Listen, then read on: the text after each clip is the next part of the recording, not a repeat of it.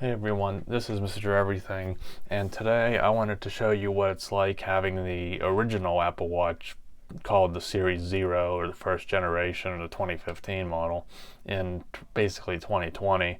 Now I get that I'm recording this in 2019, but there's only 2 months left in 2019, and obviously for search purposes it just makes more sense. And on top of that, technically nothing's going to change between 2019 and 2020, and probably somewhat forward. Obviously, this can't go beyond watchOS 4, I believe it is, and the iPhones are all on iOS 13 for the majority of 2020. So it's really the identical experience. So basically, this is a 5-year-old watch. I believe they came out in April 2015. I think it was an earlier separate launch because it was a new product and they wanted all the focus to be on it. This is the stainless steel model with the sapphire crystal, and I have a lot to say about that. I mean, this watch is basically perfect as far as materials and everything. The build, the internals are awful, and I really wouldn't recommend anyone really have their sights set on this just for how outdated it is.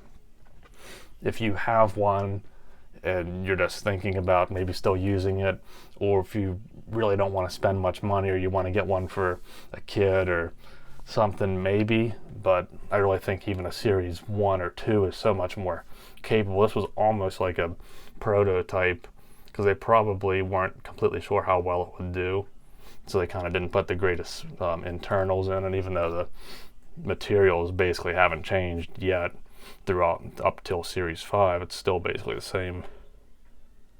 Yeah, not made out of platinum or anything insane or diamond encrusted, or me going on about nonsense already. I think the first thing I want to talk about real quick is the battery life. It wasn't horrible. I have almost everything on it shut off, but I did have one day where I just pulled it off the charger and the screen was popped off, and then once I just pulled it the rest of the way off, you could see it as a swollen battery. I'm not sure if that could have exploded or become any type of problem had it kept going, or if that was as bad as it was going to get. And it was pretty easy. Now, this is not a repair I would have normally attempted. I don't want to heat it up and try and pry it, but the battery did all the work for me and released the glass from the casing, so that's the only reason why I went ahead. And you can kind of see if that picks up. The nice new battery was like $20. You get the gasket. I still have water resistance. I don't swim or anything. The first gen, or the original, really wasn't water resistant anyway, or marketed as it at least. But I can still take it in the shower or get it wet, and it doesn't seem to have any problem. And then it's still, so now the battery life, I think I was able to get it for 36 hours on wrist, and it was like down into the single digits. That was as soon as I got the battery. That was about 6 months ago, so maybe it's down a little bit, but the battery life is just really good now. So with that being said, pretty much any really battery at all, that especially one like this that basically needs to be charged every day, at this point, 5 years, it's going to be completely shot. So you're not going to get very good battery life, so expect to have to replace this battery if you would want a Series 0. Now, this watch isn't capable of much, but I don't need it to be. Basically, all I use it for, I like this weather complication. If it was a regular watch, I wouldn't have a need for the battery, but since it is, you kind of need to know what the battery percentage is. You can always swipe up, but it's nice to have there. I like to have the date, and then I like an analog or digital readout instead of the analog. Just makes it a little bit easier. Still looks nice with the analog face, but I like the digital readout there as well. And then notifications, and that's literally all I use this for. I bought this secondhand in 2016, so it was just slightly over a year old, and got a really good deal on it. And it was still up to date then, even though it was very slow due to the really anemic internals that they put in the first model, which is why they basically immediately replaced it with the Series 1 that was with the basically the same deal but with a better processor. Even when I got the watch, I had everything shut off. I didn't want any of the health stuff on. I did try it with my heart rate, but I think even just to have the heart rate setting on, it would just drain the battery, because I think it was always running even when the app wasn't open.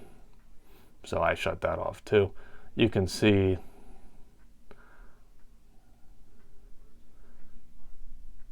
I don't have a newer Apple Watch to compare it with, but sometimes that gets a little choppy. And I really don't even ever play with any of this. So let's go into weather. I think these ones are loaded into the memory because they're a little bit better. But for someone that's like me that just wants the most basic forms of the usage on here, basically just information, notifications, and time.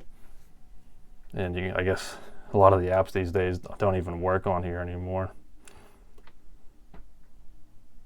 Let's see if some just partially fake news works.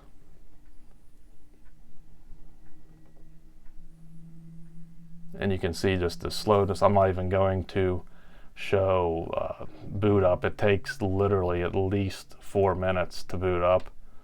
The screen will go off because it must have auto sleep. You can see, so I'm not even going to waste time, but you can see just opening this app, how long that takes. Now once you're in apps, they're not that bad, and the screen looks really good.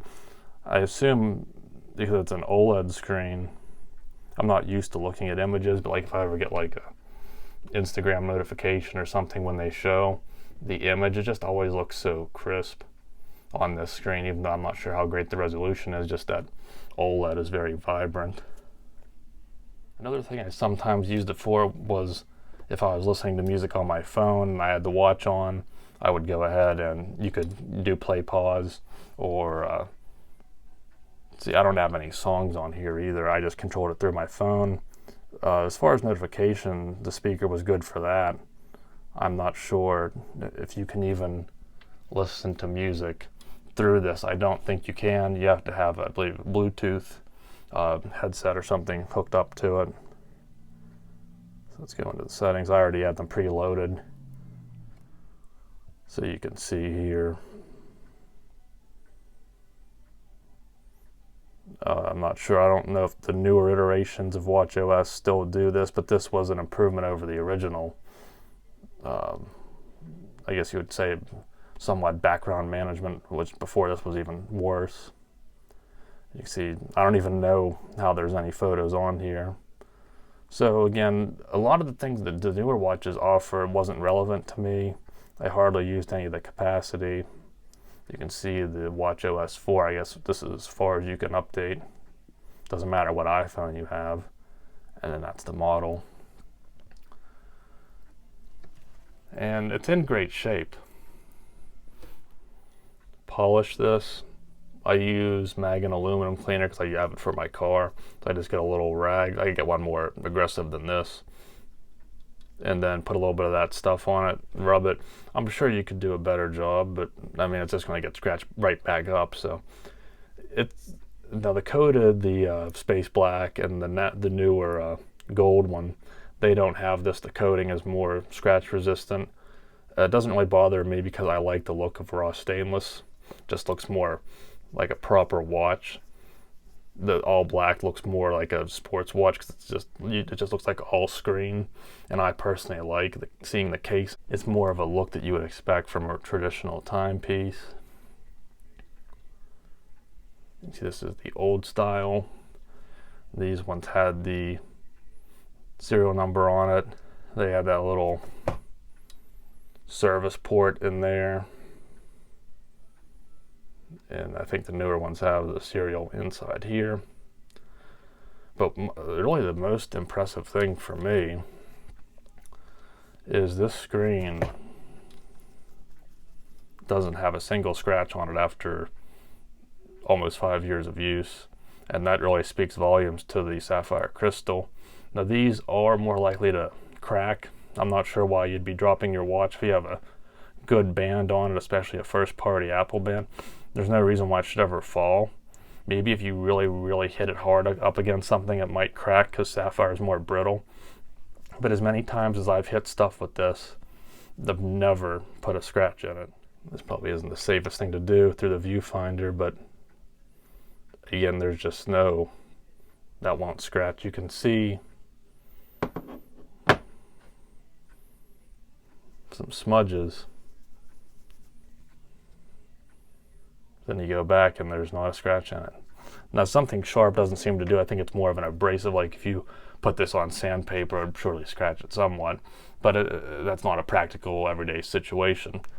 With this would apply to any of the higher up models of the Apple Watch. I would recommend, and what I do is get a year or two prior and get the higher end model. I think it's like the same price as this newer Sport. And I think you'll be much happier with a display that doesn't scratch, a beautiful case. And that's what I've done. I have a Series 4 coming soon, and that's basically the one I wanted, just that slightly bigger screen and can run more things. I'm not sure how much more I'll use it for, but I like just the larger screen because this can get a bit annoying. And you can see sometimes it glitches out, but just that text is a little too compressed, and the other one just gives you a little bit more, makes it look a little bit better. And you have some of these basic functions.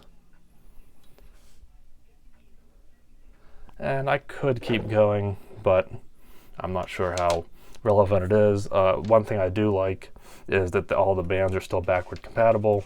So you can go ahead, and what I'm going to do is put this band on the Series 4 so I didn't have to spend more to get that. So many third-party bands, I have a few of those. And it's really, that's one thing that they say make it different shape. Well, I think this is kind of, since the Apple Watch is the most popular smartwatch and it's so distinguishable, I don't think they would change the shape. Maybe 5 years from now when people are hungry for something different to spice it up, maybe then they will. You would hope that they would somehow still be able to make it circular and still make this kind of fit to where you could still use the bands, but I don't know.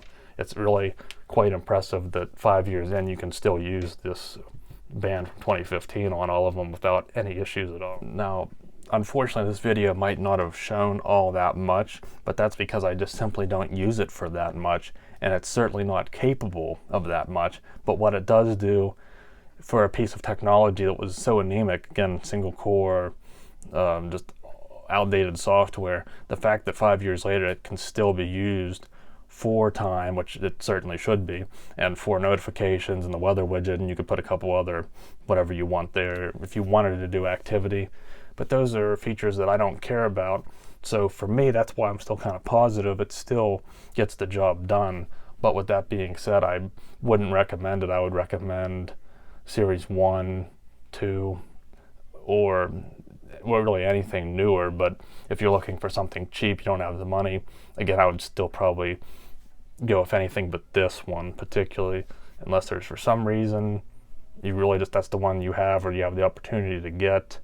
And I know there's definitely a group of people on YouTube that are into old Apple tech, so hopefully if that's you and people watch this video, you'll find it interesting what the original Apple Watch in 2020 is capable or not capable of.